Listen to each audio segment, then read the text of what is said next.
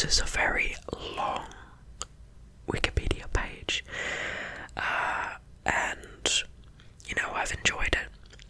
I think in the future I'm not going to release a series like one episode after the other consecutively on the same thing if I'm doing a long series, but instead I'm going to spice it up and introduce other videos in between and stuff like that, just so it doesn't get too boring, and just so that some of you that don't only want to watch this don't get stuck on this being the only content.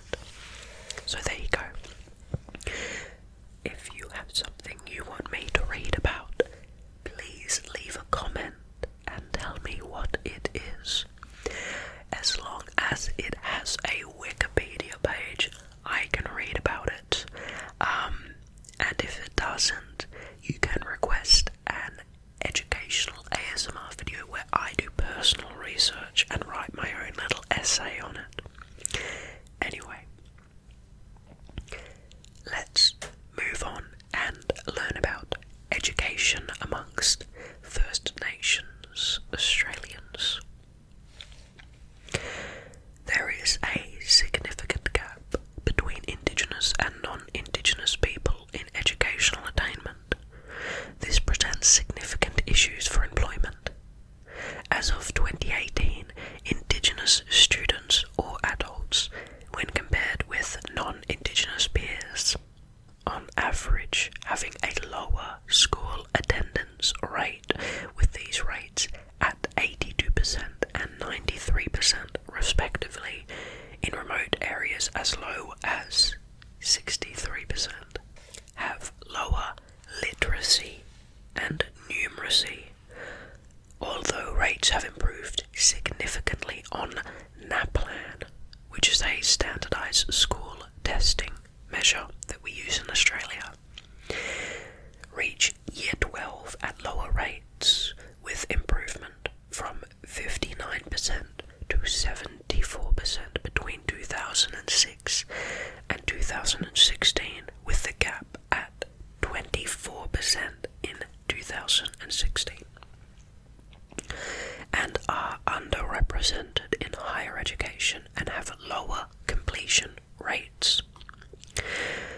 Closing the gap, that initiative we talked about, last episode, has focused on improving education for Indigenous people with some success. Attainment of Year 12 or equivalent for ages 20 to 24 has increased from 47.4% in 2006 to 65.3% in 2016. This has led to more Indigenous people undertaking higher or vocational education courses. According to the Closing the Gap report, Indigenous students in higher education award courses more than doubled in number over the decade from 2006, which is 9,329 people, to 2017, which is 19,237. However, most of the Closing the Gap targets for education are not on track. In general, the gaps have improved, such as the NAPLAN results, or not devolved, school attendance rate remaining stable for several years, but they've not met targets. Remoteness seems to be a factor.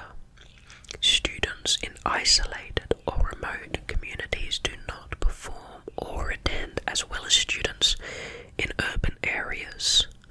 The Closing the Gap report in 2019 reported that of the 7 targets, only 2, early childhood education and Year 12 attainment, had been met.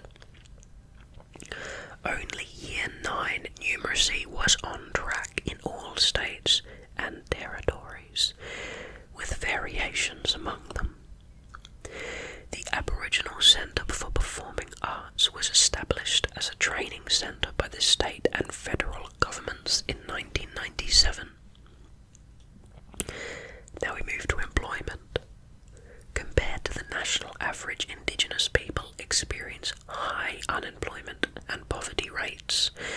As of the 2018 Closing the Gap report, the Indigenous employment rate had decreased from 48% to 46.6% between 2006 and 2016, while the non-Indigenous employment rate remains steady at around 72%, a 25.4% gap.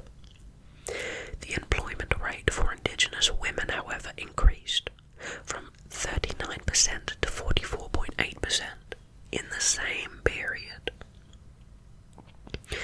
A 2016 ABS report on labour force characteristics show low employment rates. An analysis of the figures suggests significant barriers to Indigenous people gaining employment, possibly including job location, employer discrimination, and lack of education, and others. A big factor is education. Those with a degree had an employment probability of 85% for males and 74% for females for gaining employment, decreasing along with qualifications, so that those who have completed Year 9 and below have a 43% chance male and 32% chance female probability of gaining employment. Other factors, unlike education, are not covered by government policies such as discrimination and unfair treatment. Employed Indigenous Australians were more likely to experience discrimination than those who are unemployed, and it has been found that the second most common source of unfair treatment after members of the public is at work or applying for work. There was also a significant lack of consultation with Indigenous peoples on the methods they think best to tackle issues like unemployment. Now we move to crime and rates of crime. Indigenous Australians are overrepresented in Australia's criminal justice system. As of September 2019, Aboriginal and Torres Strait Islander prisoners represented 28% of the total adult prisoner population, while accounting for 3.3% of the general population. In May of 2018, Indigenous women made up 34% of all women imprisoned in Australia. A 2018 report into youth justice undertaken by the Australian Institute of Health and Welfare reported that about half of the young people aged 10 to 17 under supervision in 2016 to 2017 were Indigenous, although of that age group Indigenous youth represents 5% of the general population. It concludes from the data that there is a clear issue occurring not only within Australia's criminal justice system, but within communities as a whole. Explanations for this overrepresentation reflect the effect systematic racism has on the individual and the community, both historical, from the stolen generations, and recent. Whole communities have been traumatized, and other issues such as police brutality, disconnection from land, and poor socio-economic situation have contributed to the crime rate. Indigenous Australians are also overrepresented as victims of crime, in particular assault. Indigenous women are highly overrepresented in this figure, accounting for a higher proportion of assault victims than the non-Indigenous category. In 2007, the Northern Territory government commissioned a board of inquiry into the protection of Aboriginal children from sexual abuse, which produced a report known as the Little Children Are Sacred report. This evidence that children in remote Aboriginal communities in NT, the Northern Territory, were suffering from widespread sexual abuse.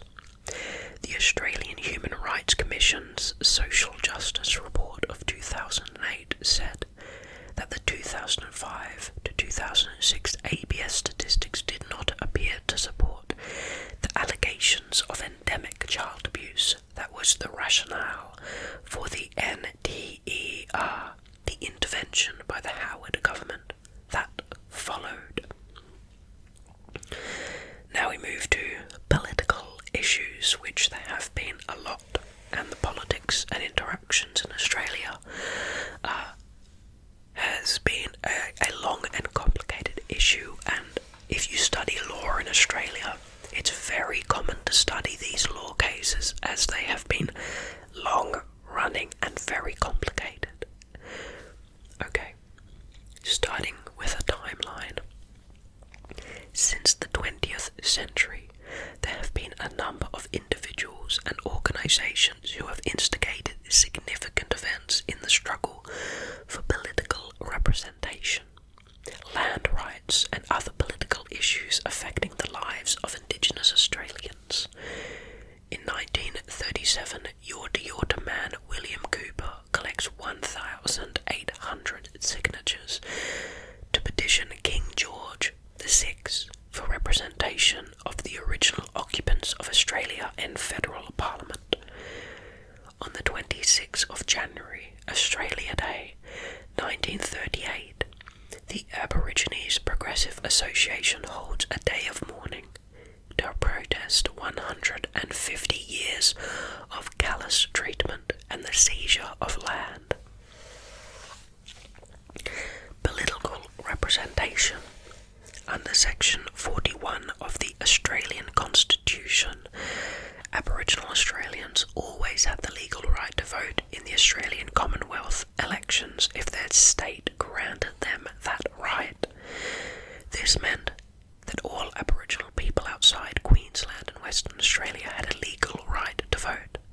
The right of Indigenous ex-servicemen to vote was affirmed in 1949, and all Indigenous Australians gained the unqualified right to vote in federal elections in 1962.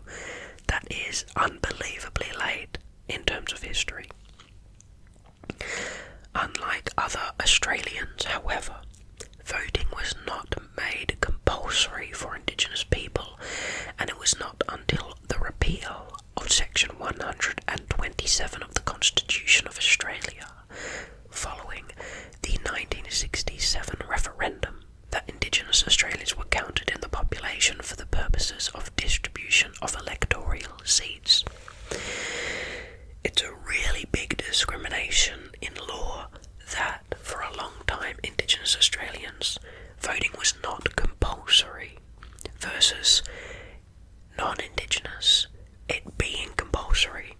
That really has a sway to politics and representation, and it's quite sad that that wasn't changed for a long time, even as generic voting laws were.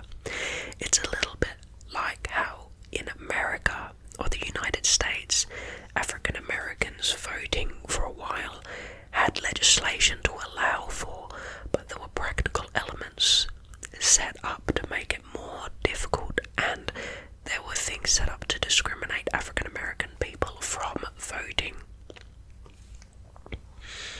Okay. As of January 2020, 6 Indigenous Australians have been elected to the Australian Senate. Neville Bonner, Aidan Ridgway, Nova Peris, Jackie Lambie, Pat Dodson, and former Northern Territory MLA Melandiri McCarthy. Following the 2010 Australian federal election, Ken Watt of the Liberal Party won the Western Australian seat of Hasluck, becoming the first Indigenous person elected to the Australian House of Representatives. If you're from the United States, this may be confusing, but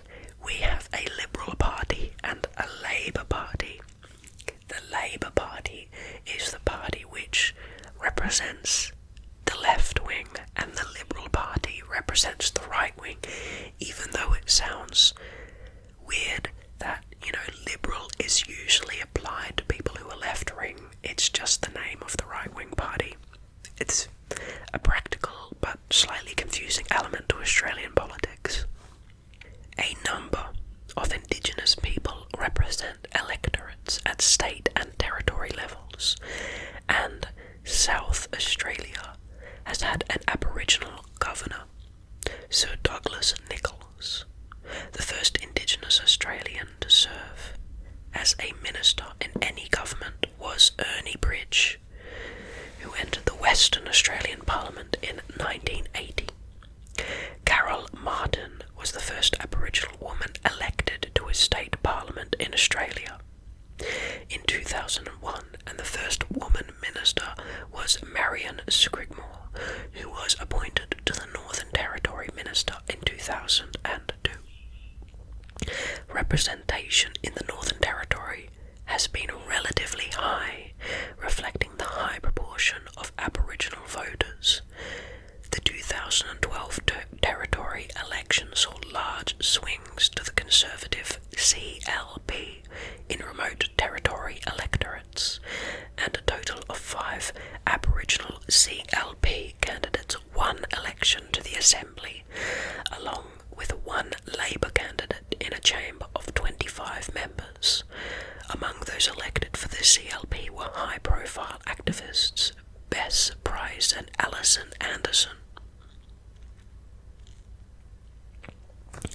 Now let's talk about federal government initiatives. The Aboriginal and Torres Strait Islander Commission, ATSIC, was set up as a representative body in 1990 under the Hawke government. In 2004, the Howard government disbanded ATSIC and replaced it as the Aboriginal and Torres Strait Islander Services, ATSIS, Regional and State Office, with an appointed network of Indigenous Coordinated Centres, ICC, that administer shared responsibility agreements and regional partnership agreements with Aboriginal communities at a local level. ICC operates as whole-of-government centres housing staff from a number of departments to deliver services to Indigenous Australians. Major political parties in Australia have tried to increase Indigenous representation within their parties. One suggestion for achieving this is to introduce seat quotas, as in the Maori electorates in New Zealand. In October of 2007, just before the calling of a federal election, the then Prime Minister John Howard revisited the idea of bringing a referendum to seek recognition of Indigenous Australians in the Constitution. His government had previously sought to include recognition of Indigenous peoples in the preamble to the Constitution in the 1999 Australian Republic referendum. His announcement was seen by some as a surprising adoption of the importance of the symbolic aspects of the reconciliation process, and the reaction was mixed. The Australian Labor Party initially supported the idea. However, Kevin Rudd withdrew this support just before the election, earning a rebuke from activist Noel Pearson. The Gillard government from 2010 to 2013, with bipartisan support, convened an expert panel to consider changes to the Australian Constitution that would see recognition for Indigenous Australians, who delivered their report, which included 5 recommendations for changes to the Constitution, as well as recommendations for the referendum process. In January of 2012, the government promised to hold a referendum on the constitutional recognition of Indigenous Australians on or before the federal election due for 2013. The plan was abandoned in September of 2012, with Minister Jenny Macklin citing insufficient community awareness for the decision. In December of 2015, the 16-member Aboriginal and Torres Strait Islander Referendum Council was jointly appointed by the Prime Minister Malcolm Turnbull and leader of the opposition Bill Shorten. After 6 months of consultation, the First Nations National Constitutional Convention met over 4 days from the 23rd to the 26th of May 2017 and ratified the Uluru Statement from the Heart by a standing ovation from the gathering of 250 Indigenous leaders. The statement calls for a First Nations voice in the Australian Constitution and a Makarrata Commission. Makarrata is a Yolngu word describing a process of conflict resolution, peacemaking and justice. Now some stuff about 2019. In May of 2019, Prime Minister Scott Morrison created a position of Minister for Indigenous Australians, a cabinet portfolio in the second Morrison ministry, with Ken Rudd as the inaugural office bearer. On the 30th of October 2019, Rudd announced the commencement of a co-design process aimed at providing an Indigenous voice to Parliament. The Senior Advisory Group is co-chaired by Professor Tom Callagher AO, Chancellor of the University of Canberra, and Professor Dr. Marcia Langton, Associate Provost at the University of Melbourne, and comprises a total of 20 leaders and experts from across the country. Now we look to native title, sovereignty and treaties. About 22% of land in Northern Australia, the Kimberley Top End and Cape York, is now Aboriginal owned. In the last decade, nearly 200 native title claims covering 1.3 million kilometres squared of land, approximately 18% of the Australian continent, have been approved. In 1992, Mabo versus Queensland, the High Court of Australia recognised native title in Australia for the first time. The majority in the High Court rejected the doctrine of terra nullius in favour of the concept of native title. In 2013, an Indigenous group describing itself as the Marawari Republic declared independence from Australia, claiming territory straddling the border between the states of New South Wales and Queensland. Australia's Attorney General Department indicated it did not consider the declaration to have any meaning in law. In 2014, another Indigenous group describing itself as the Sovereign Yindji Government declared independence from Australia. Unlike in other parts of the former British Empire, like the Treaty of Waitangi in New Zealand, no treaty has ever been concluded between Indigenous Australians and an Australian government. However, although there is still no move towards a treaty at federal level, it is contended that Noongar Settlement, Southwest Native Title Settlement in Western Australia in 2016 constitutes a treaty, and at a state and territory levels there are currently, as of early 2018, other negotiations and preparatory legislation. In South Australia, however, following the 2018 state election, negotiations have been paused. In June of 2018, the Parliament of Victoria passed a bill to advance the process of establishing a treaty with Aboriginal Victorians. The Victorian First Peoples Assembly was elected in November of 2019 and sat for the first time on 10th December 2019. Now lastly we talk about notable or prominent Indigenous Australians. This section is a bit short, but there are many.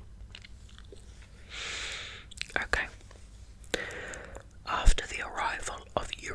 settlers in New South Wales, some Indigenous Australians became translators and go-betweens.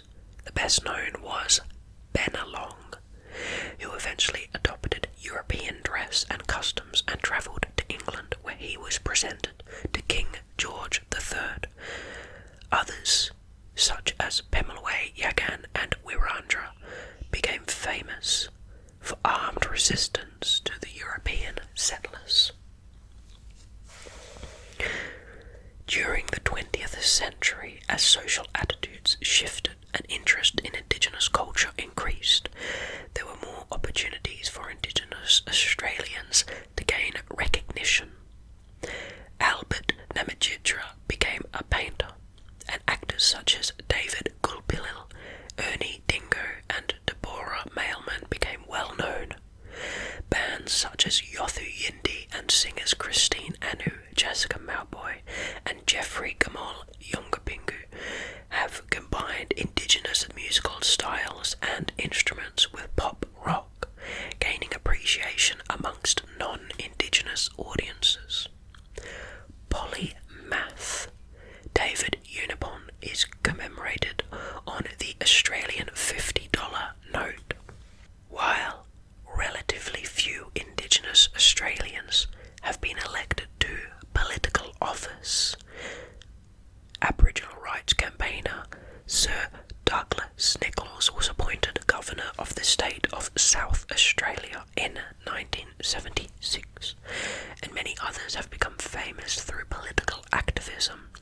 For instance, Charles Perkins' involvement in the Freedom Ride of 1965, and subsequent work, or Torres Strait Islander Eddie Marbo's part in the landmark native title decision that bears his name.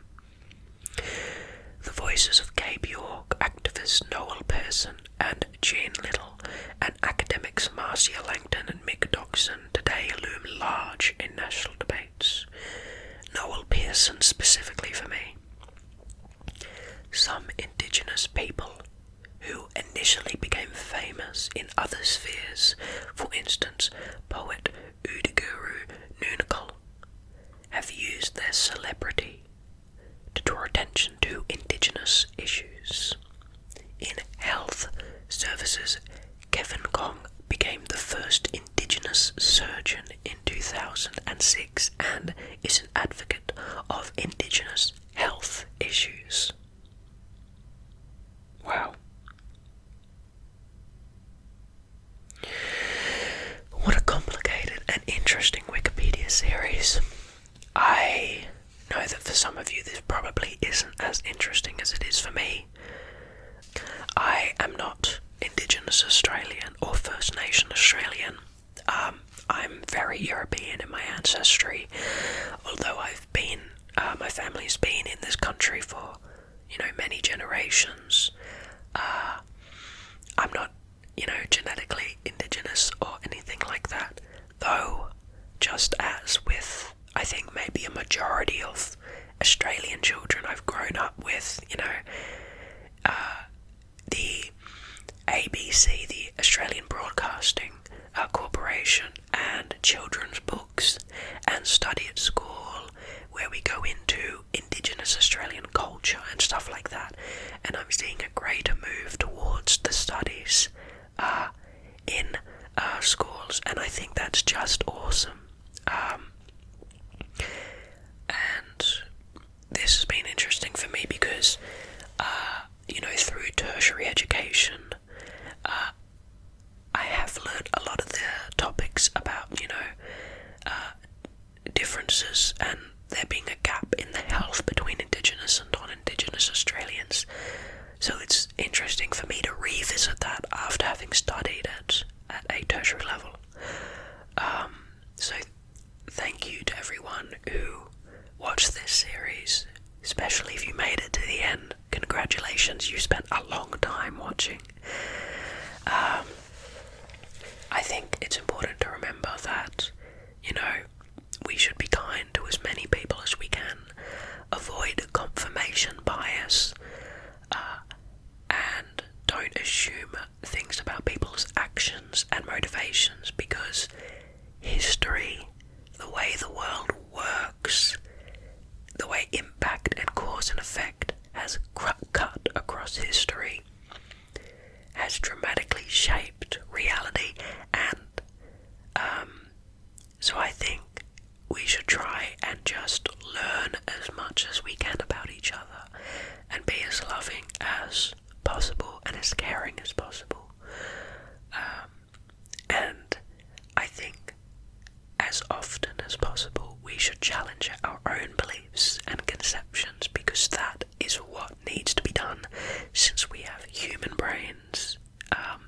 So if you catch yourself thinking something and you have a strong opinion about it, try to fight yourself.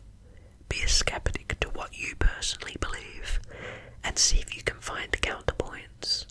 I think it's always important to be self-critical about what you think.